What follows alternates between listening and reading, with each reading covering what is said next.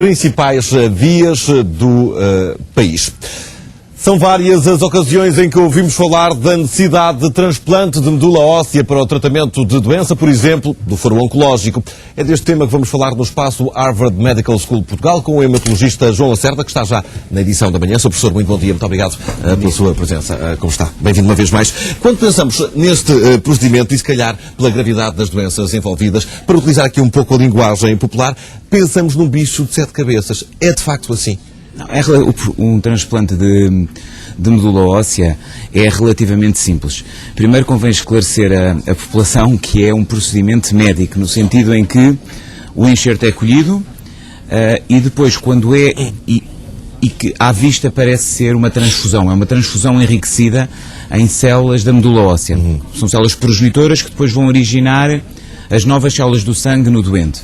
E no doente é infundido com uma transfusão. Depois as células entram em circulação e encontram o seu espaço na medula óssea do doente e aí começam a multiplicar-se e a originar um novo sistema hematopoético, ou seja, as novas células do sangue começam a proliferar no doente. Professor, mas vamos simplificar ao máximo, porque eu acredito que, apesar de ouvirmos falar muito recorrentemente, há quem não saiba. O que é a medula óssea? A medula óssea é aquilo que se encontra é um tecido que se encontra no interior do nosso osso. Não confundir com o espinal medula, que é tecido nervoso. Portanto, a medula óssea encontra-se no interior do nosso osso e é aí que são produzidas as células do sangue. E que tipos de transplante existem? Em relação ao dador, existem fundamentalmente transplante autólogo e transplante halogénico. Esta parte é um bocadinho mais complicada. Então vamos tentar explicá-la rapidamente de maneira fácil. Transplante autólogo quer dizer que o doente é o seu próprio dador. Este tipo de transplante realiza-se essencialmente em doenças do foro oncológico, em que a medula, em princípio, não está infiltrada pela doença e o doente faz uma série de ciclos de tratamento e, numa determinada altura, entende-se que é benéfico ser realizado o transplante. Então, é feita uma colheita de células da medula óssea ou de células que são estimuladas para o sangue do doente, estamos a falar no universo autólogo, não é?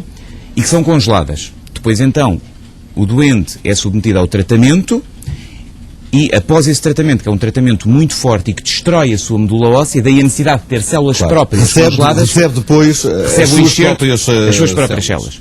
No transplante halogénico, o doente é na mesma tratado, mas, em vez de ter células suas congeladas, existe um dador que normalmente a fresco, portanto, no dia do transplante, é feita a colheita e é administrada ao doente. Há riscos associados a esta prática, Sr. Professor? Há sempre riscos associados a esta prática. É uma prática complexa, as defesas do doente vão estar muito diminuídas durante o período a seguir ao transplante, portanto há o risco de infecções bacterianas, fúngicas, virais, mas os riscos hoje são cada vez mais controlados, mas existem sempre alguns riscos. E há casos de rejeição? Existe realmente a possibilidade, só no transplante halogénico, no transplante autólogo não há conflito, não é, entre defesas. Claro. No transplante halogénico, em que temos um dador e um doente, há sempre a possibilidade do doente ainda ter defesas suficientes para rejeitar o enxerto. Isso é raro. E depois pode-se passar o inverso, que é o enxerto, depois de se estabelecer no doente, poder rejeitar um bocadinho o doente. É um bocadinho estranho no transplante de medula. E que consequências práticas a nível físico é uma complicação do transplante halogénico, da qual se faz logo a prevenção, que é esperada, portanto, e que nem tudo é mau nesta complicação, porque da mesma maneira que as células do dador podem rejeitar podem mediar este processo de um bocadinho de rejeição do doente, que é a chamada doença do enxerto contra o hospedeiro, estas células, dizia eu, do enxerto, também vão reconhecer as células da doença como estranhas e rejeitam a doença. E é um efeito do enxerto, por exemplo, contra a leucemia, e que, portanto, é benéfico. Este é importante ter, e é benéfico para o doente. No caso da leucemia, que é provavelmente a doença do foro oncológico mais conhecida, tratável através desta prática, sim. Porquê é que é tão complicado encontrar dadores compatíveis? Repare, Não é muito complicado encontrar dadores compatíveis. Hoje em dia, para os caucasianos... Eu estou a dizer isto porque às vezes assistimos a apelos em tudo quanto é massificação social, redes sociais na internet, e passam-se semanas e meses e não surge um dador para aquela pessoa específica. Repare uma coisa, nós estamos a caminhar agora em 2012 para cerca de 20 milhões de dadores disponíveis em todo o mundo, dadores benévolos para transplante halogénico. Está estimado que a probabilidade de um indivíduo encontrar um dador compatível é superior a 50%, em regra geral. É claro que isto varia muito da etnia do próprio doente. Para minorias étnicas é mais difícil, de facto, encontrar um dador.